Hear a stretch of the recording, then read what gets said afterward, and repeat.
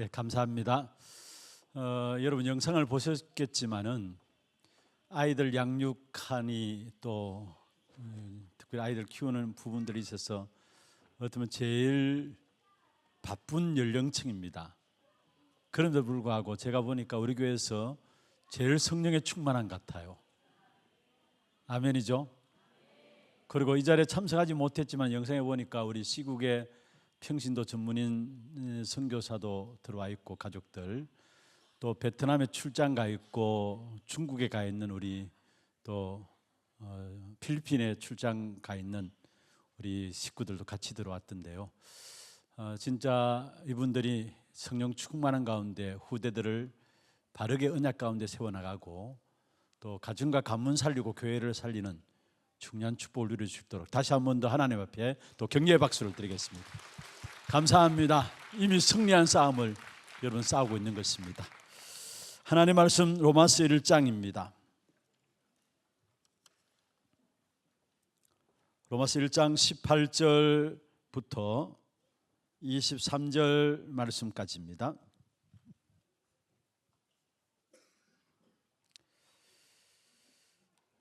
교독을 하도록 하겠습니다. 로마서 1장 18절 제가 먼저 읽겠습니다. 하나님의 진노가 불의로 진리를 막는 사람들의 모든 경건하지 않음과 불의에 대하여 하늘로부터 나타나나니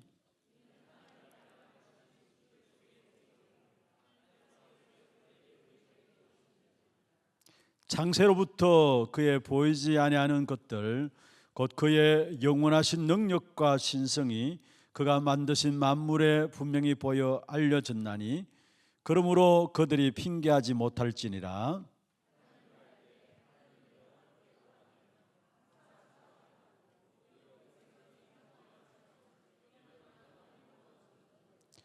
스스로 지혜 있다 하나 어리석게 되어 하나님의 영광을 썩어질 사람과 새와 짐승과 기어다니는 동물 모양의 우상으로 바뀌었느니라. 아멘. 오늘 새벽에 우리 오석진 목사님 새벽 기도회 때 우리에게 중요한 것은 근본 사명만 맞으면은 하나님이 응답하신다 말씀했습니다. 근본 사명이 안 맞으면은 응답을 받을 수가 없는 것이죠. 정말로 내게 하나님의 근본 사명이 주어져 있느냐, 이 사실을 아는 것만큼 우리는 응답받게 되어 있습니다. 어떤 면에서 우리의 열심이 기준이 아니라는 걸 아셔야 합니다.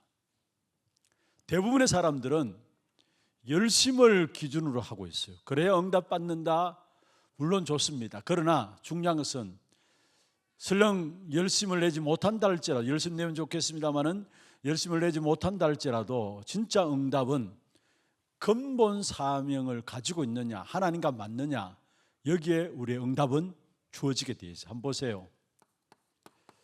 창세기 12장 1절에서 4절, 하나님께서 아브라함을 불러내시면서 분명히 주신 근본 사명이 뭡니까? 내가 너로 말미암아 천하 만민이 복을 받게 하겠다. 우상을 섬기던 아브라함을 갈대아우르에서 불러내시면서 아브라함을 왜 불러냈느냐, 근본 사명에 대한 부분을 말씀했습니다. 너로 말미암아 천하 만민이, 내가 네게 복 주고 네가 받은 복 가지고 천하 만민이 살도록 하겠다. 이에 아브라함이 여호와의 말씀을 쫓아갔다 했어요. 4절에 보면은. 그런데 보세요. 창세기 45장 1절에서 8절에 주신 아브라함에게 근본 사명이 요셉 때에 4대 만에 걸쳐서 성취되어지는 역사가 일어나죠. 주신 사명은 반드시 하나님이 성취시키게 되어 있습니다. 과연 우리가 정말 내게 주신 근본 사명을 내가 갖고 있느냐, 이걸 확인해야 합니다. 날마다 우리의 신앙생활 속에서. 한 사람만 더 구약의 예를 들까요? 창세기 37장 1절에서 11절에 하나님께서 요셉에게 어릴 때부터 근본 사명을 주었어요. 가문 복음화와 세계 복음화의 언약을 주신 것이죠.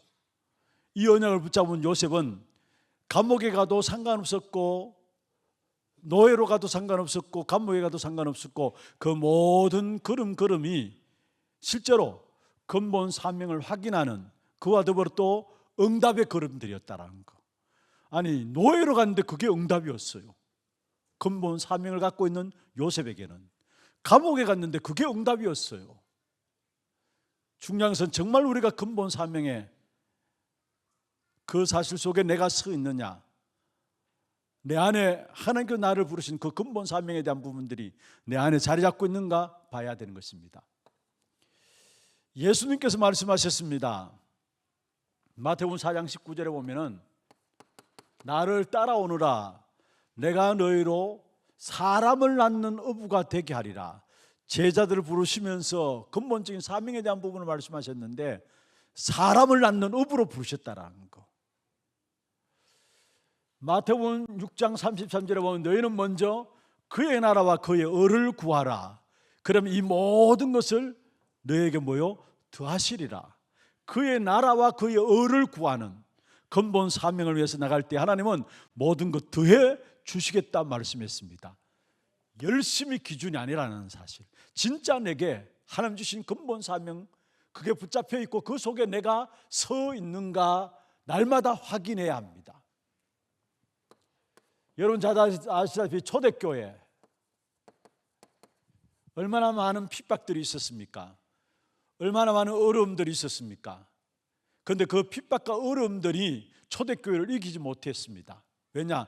초대교회는 이미 사도행전 1장 8절에 하나님 주신 근본 사명이 있었습니다. 예루살렘과 온 유대와 사마리아와 땅 끝까지 이르러 내 증인이 될 것이다. 이 근본 사명을 가진 초대교회에 배운 사람들이 그리 많이 없었습니다. 힘 있는 사람들이 그리 많이 없었습니다. 그러니까 유대인들이 마음 놓고 핍박했죠. 마음 놓고 업신여기고 마음 놓고 짓밟았습니다. 그런데 결국은 누가 이겼습니까? 근본 사명을 갖고 있는 초대교회가 승리했던 사실을 우리에게 말씀하고 있습니다. 여러분, 과연 내게 근본 사명이 있느냐? 그래서 오늘 이 밤에 정말 우리가 붙잡아야 될 부분들은 뭐냐? 근본 사명을 확인하기 위해서는 무엇보다도 내게 현장 보는 눈이 열려져야 합니다. 현장을 제대로 보면 보는 만큼 근본 사명에 대한 부분들이 붙잡혀지게 돼요. 그래서 오늘 제목은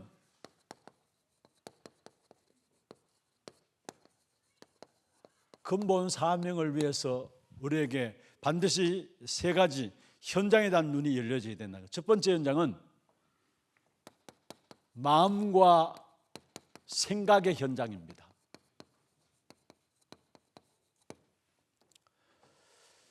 두 번째 현장은 마음과 생각도 중요하지만 또 우리의 교회의 현장을 제대로 볼 수 있어야 합니다. 세 번째 현장은 세상의 현장을 제대로 우리는 볼 수 있어야 합니다. 이 현장을 제대로 보는 데서 사명이 나와요. 현장을 제대로 보면 볼수록 그 속에서 참된 사명들이 우리에게 나오게 되는 것입니다. 그러면 우리의 마음과 생각의 현장은 어떻습니까? 먼저는 로마서 1장 5장 12절입니다. 한 사람으로 말미암아 죄가 들어오고 한 사람으로 죄가 세상에 들어오고 그 죄로 말미암아 뭐가 왔다고요? 사망이 왔다. 그러므로 모든 사람에게 사망이 왕노릇한다 했어요. 한 사람 아담 하와의 범죄로 말미암아 죄가 세상에 들어왔습니다. 그 죄로 말미암아 사망이 왔는데 그 다음이 중요해요. 모든 사람이 이 사망에 붙잡혀 있다라고 이야기를. 그래서 실제로 마음이 황폐해져 있고요. 생각들이 사실은 실패할 수밖에 없는, 저주받을 수밖에 없는 생각들이 나오게 돼 있어요. 모든 사람이 사망의 속에 빠졌기 때문에, 그래서 실제로 우리에게 필요한 것은 뭡니까? 재창조가 필요한 것이죠. 여러분, 그 어느 누구도 재창조의 역사가 일어나지 않으면 마음의 황폐한 대로 생각은 저주받은 생각으로 살아갈 수밖에 없는 것입니다. 이 속에서 결국 많은 사람들이 상처 가운데 빠져나올 수가 없는 것이죠. 어떤 면에서 마음의 황폐함, 생각의 저주 가운데서 우리의 모든 판단하고 결정하고 행동하고 모든 것들이 어디서 나오느냐? 이 속에서 나와요. 마음이 황폐해져 있고 생각이 저주받는 그 속에서 우리 판단도, 또 선택하는 것도, 행동하는 것도, 움직이는 모든 것도 여기서 나오고, 우리의 인생관도 세계관도 실제로 어디서 나오느냐? 이 속에서 나오는 겁니다. 마음이 황폐해져 있고 생각이 저주받는 그 속에서 여기서 인생관도 나오고 여기서 세계관도 나오는 것입니다. 사실은 여러분, 우리가 아무리 착한 일을 많이 하고 선한 일을 많이 한다, 사실은 그 이전에 이미 마음이 황폐해져 있다니까요. 생각이 저주받은 생각으로, 이것이 결국은 나 자신에 대한 부분들과 함께 후대까지 영향 주고 있어요. 우리의 전 인생에 이 마음의 황폐함과 생각의 저주 속에서 전 인생이 살아가게 돼 있고, 자신에게 이것이 나에게서 끝나는 게 아니라 우리 후대까지 이 부분들이 전달되게 돼 있다는 것. 그러면은 어느 정도로 우리의 마음과 생각이 저주받았느냐 한번 보세요. 로마서 8장 오늘 21절에 한번 보세요. 저와 여러분 읽은 부분이죠. 마음과 생각이 어느 정도로 저주 가운데 있는가. 21절에 보면 이렇게 말씀하고 있습니다. 하나님을 알되 하나님을 영화롭게도 아니한다, 감사하지도 아니한다. 오히려 그 생각이 어떻게 되고요? 허망하다. 그리고 다음에 미련한 마음, 미련한 마음도 미련한 마음인데 그 미련한 마음조차도 또 거기에 더 어두워졌다 했어요. 이만큼 마음과 생각에 저주의 역사들 임한 사실을 하나님을 영광 돌려야 되는 영화롭게 하지 아니하고 감사하지도 아니하고. 여러분, 우리 인생에 감사가 없는 삶, 우리 날마다 마음이 황폐해져 있으니까, 우리의 생각이 복잡하고 생각이 어렵고 여유가 없으니까 감사가 있을 수가 없는 것이죠. 그러면서 뭐라 했습니까? 그 생각이 있는 생각이 뭐요? 허망해지고 또 실제로 미련한 마음이 어두워졌다. 22절 같이 한번 읽어보십시다. 스스로 지혜 있다 하나 어리석게 되어. 모두가 똑똑하다고 잘났다고 하는데 결국 전부 다 하나님을 떠난 인간은 어리석은 겁니다. 사실은. 그러면 23절입니다. 같이 한번 읽어보십시다. 썩어지지 아니하는 하나님의 영광을 썩어질 사람과 새와 짐승과 기어다니는 동물 모양으로의 우상으로 바꾸느니라. 썩어지지 않은 하나님의 영광인데 그걸 썩어질 것과 바꾸었다라는 거. 왜 그렇습니까? 마음의 황폐함이, 생각의 저주가 가득 차니까 하나님 대신 우상을 숭배하는 거예요. 동물을 만들어 놓고, 동물을 섬기고 형상을 만들어 놓고 거기에 복을 달라고 비는 겁니다. 사실은. 그러면서 24절 한번 보세요. 그러므로 하나님께서 그들의 마음의 정욕대로 더러움에 버려두셨다. 아예 버려뒀어요. 마음의 정욕대로 더러움에 버려져 가지고 정욕대로 살아가는 거예요. 정욕대로. 28절 한번 보세요. 28절 같이 한번 읽어보십시다. 또한 그들이 마음에 하나님 두기를 싫어하며 하나님께서 그들을 그 상실한 마음대로 내버려 두사 합당하지 못한 일을 하게 하셨느니라. 그 상실한 마음대로 어떻게 해요? 내버려 두셨다. 그러니까 합당한 일을 하지 못하도록 하셨다라는 거. 여러분, 어떤 면에서 지금 우리가 세상을 보면서 모든 사람들이 하나님 두기를 싫어하잖아요. 상실한 마음대로 내버려 두셨어요. 마음과 생각에 엄청난 황폐와 저주 속에서 그대로 빠져 있는 부분들을 말씀하고 있는 것입니다. 그래서 가장 중요한 것은 뭐냐? 여기에 지금 눈에 보이지 않게 결국 마귀와 죄와 영적 세력들이 결국 딱 붙잡고 있다는 거. 여기에 눈에 보이지 않는 죄, 마귀, 영적 문제로 딱 인생을, 우리의 마음과 생각을 딱 붙잡고 있다는 거. 여기에 빠져나와야 되는데 빠져나오지 못하고 있다는 거. 이게 우리의 마음과 생각의 현장입니다. 특별히 4번 이 부분들을 여러분, 상실한 마음대로 내버려 두셨다. 여러분, 왜 불신자들이 저렇게 잘 되느냐 걱정하지 마세요. 그냥 내버려 두신 거예요. 우리는 예수 믿는다고 어렵고 힘든데 왜 예수 안 믿는 사람은 저렇게 잘 될까? 내버려 두신 거예요. 왜냐? 마지막 날에 한꺼번에 터뜨리기 위해서. 그냥 내버려 두신 게 아닙니다. 분명히 상실한 마음대로 내버려 두셨는데 반드시 심판의 날이 있게 되어 있습니다, 사실은. 그런데 중요한 것은 그 배후에는 죄와 마귀와 영적 문제로 딱 붙잡혀 있다는 거. 이것을 빠져나와야 되는데 빠져나오지 못한다. 그래서 여기서 중요한 것이 뭡니까?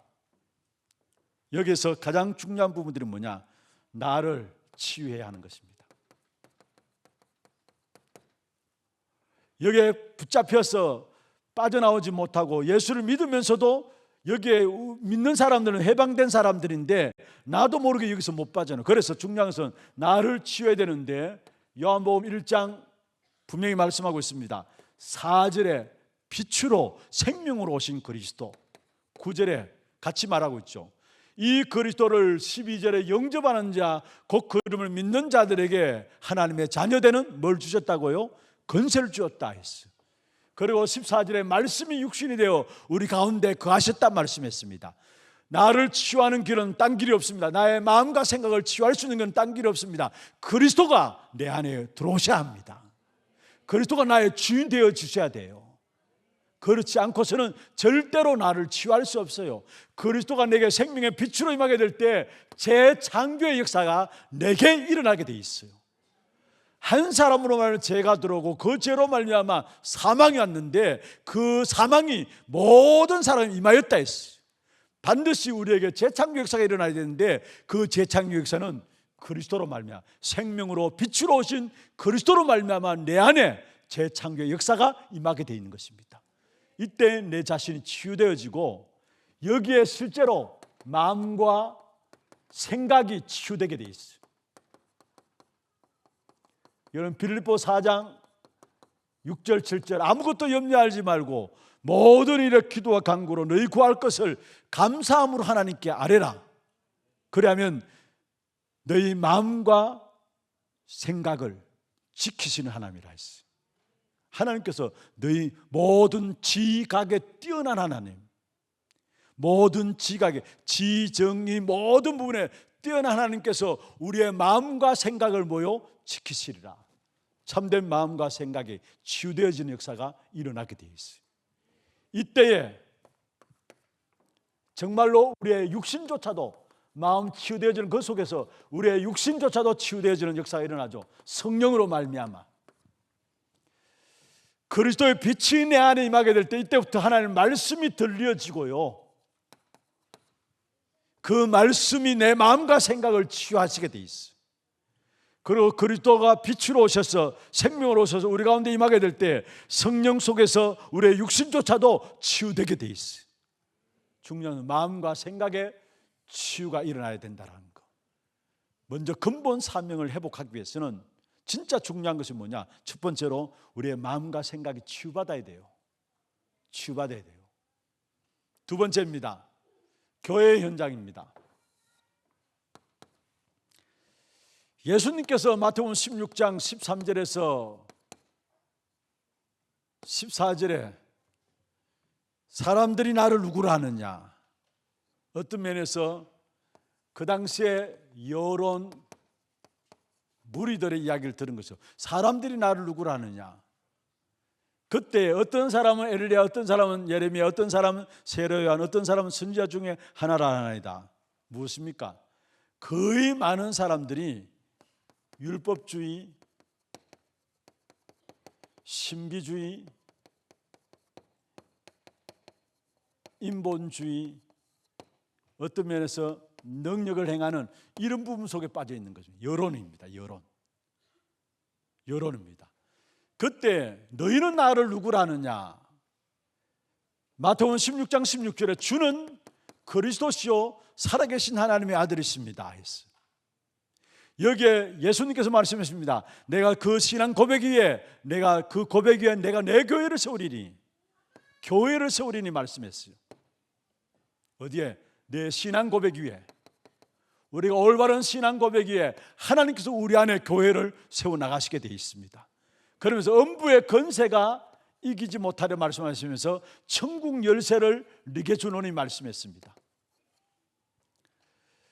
우리가 이 땅에 살아가는 동안에 모든 흑암의 권세를 꺾을 수 있는 권세를 우리에게 주셨고요, 실제로 하늘 보좌의 축복을 누릴 수 있는 그 길을 우리에게 주셨는데, 그리스도 그 이름으로 말미암아 이 땅에 보좌의 축복을 누릴 수 있는 그 열쇠를 가지고 살아가는 우리들로 하나님께서 부르신 것입니다.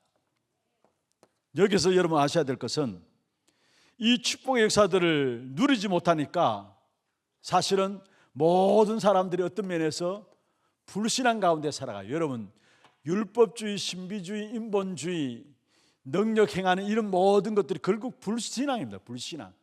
그러니까 교회가 가면 갈수록 불신앙 속에서 뭐가 되었느냐? 종교화되어지는 겁니다. 종교화되어져요. 갈수록 더해집니다. 복음은 사라지고요, 교회는 오히려 갈수록 종교화되어진다는 사실입니다.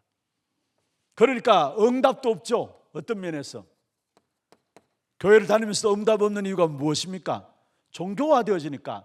능력도 없습니다. 무능 속에서 살아가고요, 많은 사람들이.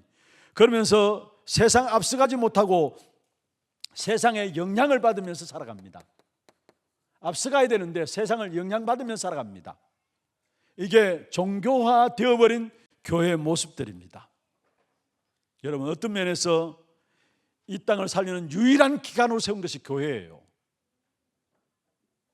이 땅을 살리는 하나님께서 유일한 기관으로 주신 것이 교회인데, 교회가 지금 불신앙 가운데 빠지니까 세상 살려야 될 교회가 결국은 세상을 따라가고 세상의 종로로 사는 겁니다. 영향받으면서. 그래서 진짜 참된 우리는 교회를 회복해야 되는데, 어떤 교회를 회복해야 되느냐? 237 나라를 살리는 세 가지 뜰이 있는 교회. 기도하세요, 여러분. 이게 교회를 회복하는 길입니다.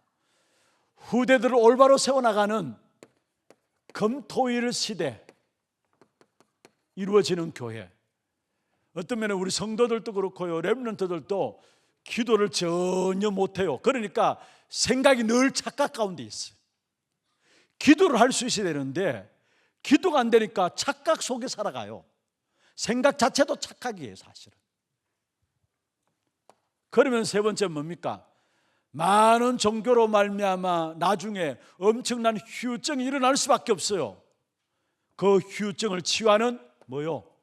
묵상 시대를 여는 교회가 되어야 합니다.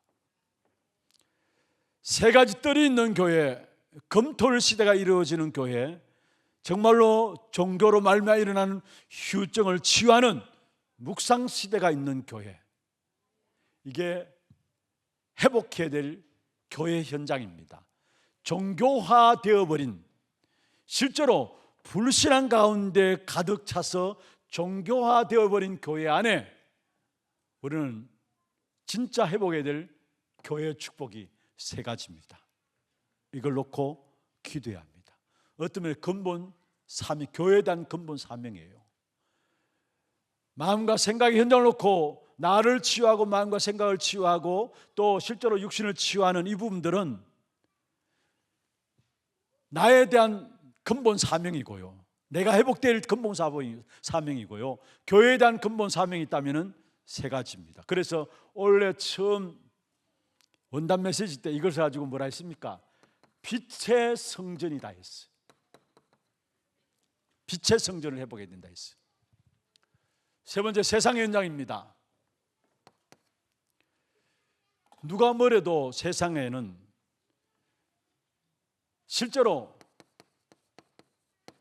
사람들이 무너지는 것은 영적인 문제로 무너집니다.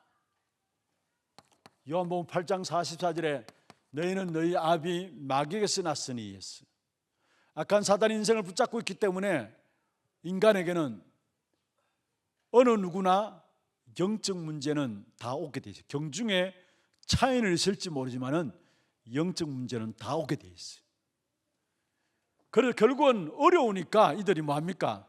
우상 숭배하는 겁니다. 우상 숭배하는 건 그냥 우상 숭배 아닙니다. 영적 문제에 걸려들었기 때문에 사실은 우상 숭배하는 거예요. 그리고 영적 문제 속에서 우상 숭배에 대해 있지, 이런 가운데서 진짜 사람에게 뭐 하느냐? 영적 문제와 함께 우상 숭배가 오면서 정신 문제도 오게 됩니다. 그래서 진짜 사람에게는 행복이 없습니다. 행복하냐? 물을 필요도 없습니다. 제가 지난번에 설교 중에 말씀을 드렸잖아요. 물이면은 체면상 행복하다고 이야기하지 사실은 행복이 없습니다. 아니, 하나님을 떠났는데 무슨 행복이 있습니까? 그런 가운데 실제로 사람들이 어디에 빠집니까? 우상에 빠지고 정신적인 문제가 오고, 그것뿐만 아니죠. 어떤 면에서 육신적으로 온갖 우한 질고들이 자기도 모르게 닥쳐오게 되어 있고, 많은 사람들이 우울증과 조현증으로, 여러분 공황증으로 살아가는 이유가 뭡니까? 정신병으로 살아가는 이유가 뭡니까? 전부 행복이 없고 이 속에 빠진 거예요, 사실은. 그래서 갈수록 현장에 일어나는 문제들 우리가 알고 있잖아요, 여러분. 지난 우리 김진용 목사님 설교 중에 했습니까? 우리 우울증 교사가 아이, 초등학교 아이를 그냥 이유도 없이 그냥, 우리가 이미 언론을 봤잖아요. 이유도 없이 그냥 죽인 거예요, 사실은. 결국 정신적인 부분들 갖고 있는 교사 아니었습니까? 그래서 실제로 20대가 지금 정신병에 이렇게 시달리는 아이들이 20만 명이 넘는데요, 사실은. 20대 청소년, 20대. 그리고 갈수록 또 나이 든 사람들도 우울증에 빠지고 정신적인 문제 가운데 많이 심각해지고 있는 부분들이 많이 있다는 사실 보고로 나오고 있고요. 그러면서 결국 뭡니까? 육신의 부분들은 온갖 우한 질고가 나올 수밖에 없는 것이죠. 그러니까 살아가는 삶에 미래도 없습니다. 불확실합니다. 미래학자도 역사학사도 미래를 몰라요. 안다 할지라도 미래에 대한 답이 없어요. 여러분, 미래에 대해서 연구하는 사람들, 역사에 대해서 연구하는 사람들 미래 모릅니다. 더한 것은 설령 그들이 안다 할지라도 답을 몰라요. 그래서 결국은 미래에 대해서 불확실하니까 이 속에서 많은 문제들을 겪게 되죠. 결국은 눈에 보이지 않는 부분들 속에서 자기도 모르게 저주배경 가운데서 멸망의 길을 가고 있는 것이고, 그 역사로 말미암아 우리 후대들이 결국 시달림 속에 들어가게 되는 것입니다. 이게 불신자 상태 6가지죠. 어느 누구도 이 가운데 빠져나올 수 없어요. 어떤 면 세상에 올무로 딱 잡혀있는 부분들입니다. 못 빠져나와요.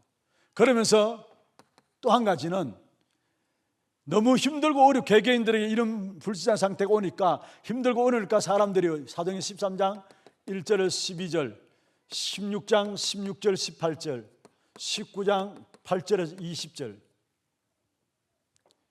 미신과 점술과 우상의 문화로 완전히 접신하는 네피림 역사로 완전히 시대가 가고 있는 길이죠.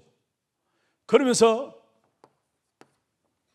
이 모든 배경에는 우리가 잘 아는 것처럼 창세기 3장, 6장, 11장에 이것들이 배경되어서 이게 세상 현장이라는 사실이에요.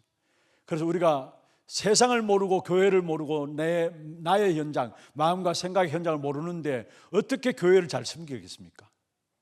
어떻게 응답을 받을 수 있겠습니까? 마음과 생각을 현장을 알고 교회의 현장을 알면 알수록, 세상의 현장을 알면 알수록 이 속에서 결국 하나님께서 우리에게 이 한 시대에 전도라는 답을 주시고 이 사역을 위해서 우리를 부르셨다라는 것. 이번 주간에 정말 우리 교회는 주님 오실 그날까지 전도가 끊어지지 않는 교회, 여러분, 고린도전서 9장 16절이죠. 하나님께서 우리에게 복음을 주셨고, 이 복음의 역사로 보니까 이 현장들이 보여지는데, 바울은 이런 현장인 것을 알면서 내게 주어진 복음이 해결할 수 있는 것을 알기 때문에 이 복음을 내가 부득불 전달하는데, 이 복음을 말하지 않으면 내게 오히려 뭐가 있다고요? 하가시로다 했어요. 복음을 안 바울이 현장을 바라보면서 제대로 사명이 무엇인가를 깨달은 것이죠. 전도라는 부분들. 이 복음을 말하지 않으면 오히려 내게 화가 있으리로다 했어요. 하나님께서 저와 여러분을 전도하는, 주님 오시는 끝날까지 전도하는 교회로 부르신 줄로 믿습니다. 여기에 대한 사명들을 우리가 회복해야 돼요. 내 개인도. 그래서 진짜 우리 교회가 이제는 전도가 일어나는 그 응답들을 누리십시다. 전도팀들도 구성되어지고요, 어떤 면에서 전도 지교회도 이루어지면서, 제가 우리 행정을 맡고 있는 박래희 목사님에게 말씀드렸습니다. 교회 안에도 지금 이제 마가다락방이나 이런 다른 주변의 교회들 속에서 오시는 분들도 계시는데, 그분들도 우리 교회에 오시는 이유는 딴 이유가 아니다. 이것 때문에 오는 거다. 그렇다면 우리 교회가, 우리 개개인들이 이 축복을 누려야 될 것이 아니냐. 실제로 다른 교회에서 왜 오시겠습니까? 아니 30년 40년 정든 교회들을 다 그만두고 나온다는 게 쉽지 않잖아요, 여러분.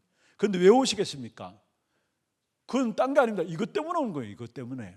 그렇다면 우리가 이 일에 응답받고 교회 안에 전도운동이 일어나서 함께 전도운동 속에 한 시대를 살리는 전도자로 쓰임받는, 그게 우리가 심부름해야 될 가장 중요한 것이 아니겠습니까?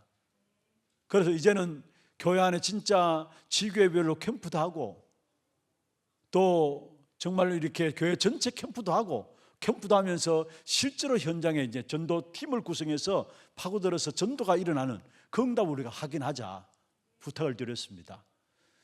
또 기도해 줄 것은 아마 3월 달부터 이제 우리 교회 전도팀 몇 분이 딱 이렇게 구성해 가지고 거제 현장에 있는 백강주 목사님, 거제 현장에 있는 그 현장도 들어가서 하루씩 캠프를 해주고 나올 계획입니다.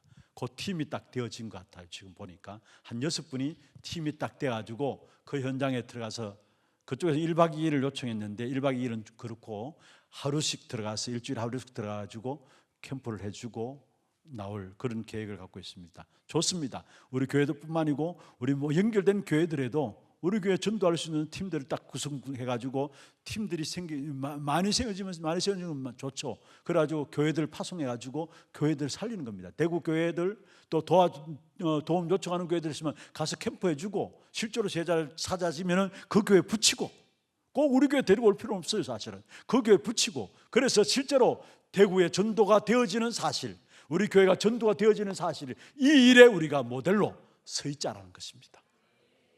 현장을 절대 놓치지 말아야 합니다. 현장을 보면 볼수록 하나님께서 왜 근본 사명은 한 가지입니다. 사실은 세계복음화입니다. 전도 선교입니다. 그래서 마가복음 3장 13절에서 15절에 예수님께서 제자를 부르시자마자 함께 있게 하시고, 또 뭐요? 전도도 하고 나가서 귀신을 내어 쫓는 권세도 있게 하기 위하여. 이 귀신을 쫓는 권세가 뭡니까? 현장의 영적인 문제를 해결하는 이 권세도 있게 하기 위하여 말씀하셨잖아요. 제자를 부르신 목적입니다. 전도 선교 때문에. 그렇다면 전도 선교를 놓고 우리 현장을 바라볼 때마다 이것만이 답이라는 결론들이 내려지게 되어 있어요. 정말 우리 하나교회가 끝까지 전도하는 교회로 정말 남게 되기를 주의 이름으로 축원합니다. 우리 모든 성도들 마음에 아마 하나같이, 어떤 분은 중직자로서 그 말씀해요. 정말로 이제는 제대로 전도에 대한 맛을 좀 보고 싶습니다. 장로님 한 분이 저한테 그 이야기를 해요. 정말로 전도에 대한 맛을 보고 싶습니다. 예전에 우리가 처음 다락방 운동하면서 현장에 막 다락방, 그 전체적인 성도들이 다락방하는 분위기가 돼가지고 사실은 훈련 중심에서 다락방 현장에 들어가고 실제로 지교회까지 열게 되는, 전문교회까지 열게 되는 그런 응답들을 우리가 받잖아요. 어쩌면 그걸 못 봤다면 모르겠는데 그 부분을 봤기 때문에 진짜 마음 중심에 전도의 맛을 이제는 보고 싶습니다. 이런 말씀을 하셔요. 어쩌면 그 장로는 한 분의 생각이 아닌 것 같아요. 우리 모든 성도들 마음에 갖고 있는 생각입니다. 이게 여기에 진정한 맛을 보지 못하면 우리 신앙생활은 결국은 우리 인생은 방황하게 됩니다. 왜냐? 하나님께서 이것을 위해서 우리를 부르셨는데, 근본 사명인 이것을 위해서 우리를 부르셨는데 여기에 방향 맞추지 못한다. 결국 신앙생활은 방황하는 거예요. 왜 방황하느냐? 여기에 방향 안 맞기 때문에 그래요. 말씀을 마무리하겠습니다. 근본 사명인 전도, 선교, 세계복음화. 우리 현장을 통해서 왜 우리를 부르신 이유를, 근본 사명을 깨닫고 우리 모두가 주님 오시는 그날까지 하나교회는 끝까지 전도하는 교회로 쓰임받게 되는, 또 그 자리에 서 있는 우리 하나교회 되기를 주의 이름으로 축원합니다.